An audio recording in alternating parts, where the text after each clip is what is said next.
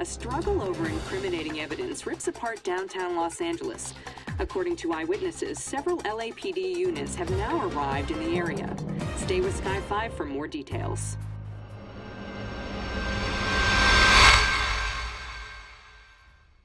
All units are seized, cache is exposed. Proceed to location and intercept suspect. Greetings gamers, Ian Higton from Eurogamer here with a sore throat and a big old look at the now officially announced Battlefield Hardline. News of the game was originally found a week ago in a leaked internal EA video, but now I've got some exclusive gameplay to show off, taken from the game's Blood Money multiplayer mode, played on the high tension map. All units seized, cache is Hardline, developed by the creators of Dead Space, Visceral Games, is a cops and robbers style twist on the Battlefield 4 we know and love. Think of it as Payday 2 wearing a Battlefield 4 onesie and you'll have a good idea of the multiplayer modes at least. Hardline is a full-price standalone game which comes complete with both single and multiplayer modes. Each single-player level is designed to act like an episode of a TV show, complete with cliffhangers, and it focuses on Nick Mendoza, a young Miami detective caught up in his own personal struggle between right and wrong, cop and criminal. He seeks revenge against his once trusted partners on the force, who hopefully get to shout Mendoza! At least once in the game. The campaign environments in Hardline will be wider and more open than ever before, and the enemy AI has been redesigned from the ground up so episodes can be played multiple times in multiple ways.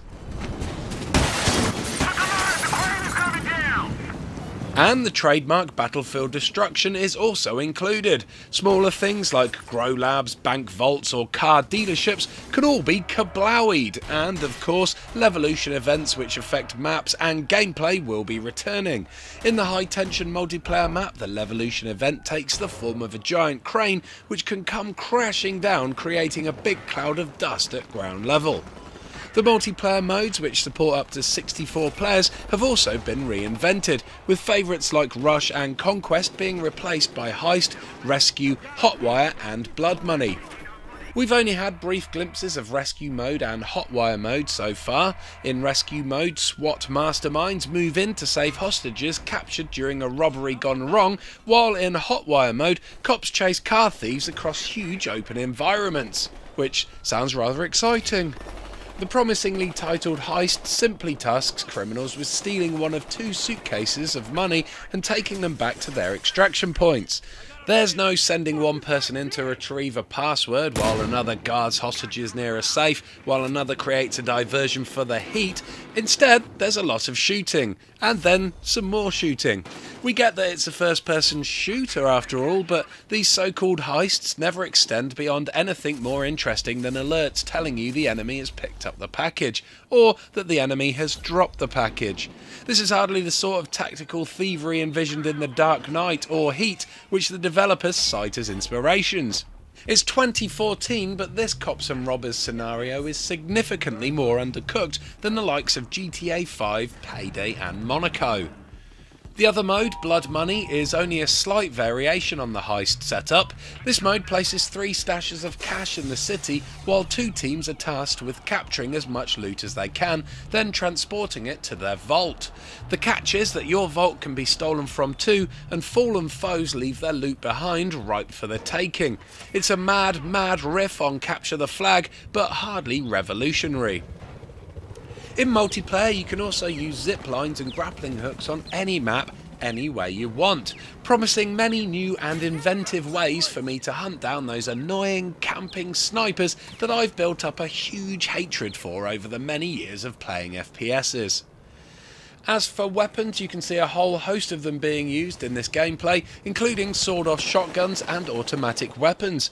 You can even use a taser, and you have a baseball bat as a melee weapon. The loadout progression system is now less linear than in previous titles, which will help ease noobs into the fray. You can buy whatever you like with the cash secured during rounds, which is a clever way of tying the game's theme, currency and experience into one central core. Some actions have been simplified too. For example, medics can now heal a colleague with a med pack rather than go through the rigmarole of dropping it and waiting for the injured ally to pick it up and use it. New gadgets have also been added. Alongside the zipwire gun and grapple hook, in single player Mendoza will also be able to use a police scanner, which enables an investigation mechanic that packs the world with clues and reveals a second layer to the story. With it, you can also scan suspects for outstanding warrants, using the money you earn for unlocks. The idea is you'll use the scanner to set up your playstyle and then attempt the mission. And finally, of course, there are vehicles.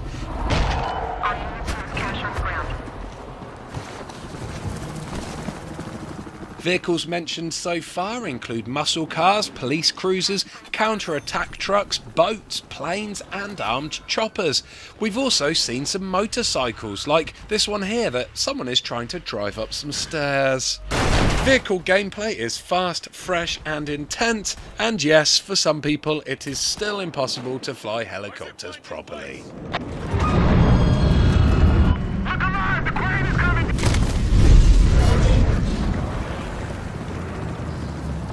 Our US news editor Jeffrey Matleff has had a lengthy hands-on with the game, and while he admits it could be due to his inexperience with the franchise, he found the gameplay was rather limited with a lot of untapped potential. You can read his full preview right now over on Eurogamer.net. The link is in the video description if you want to go straight there. But before you do, if you enjoyed this video, please do give it a like and subscribe to the channel for more early gameplay previews, exclusive developer interviews and interactive live streams. Kablowie!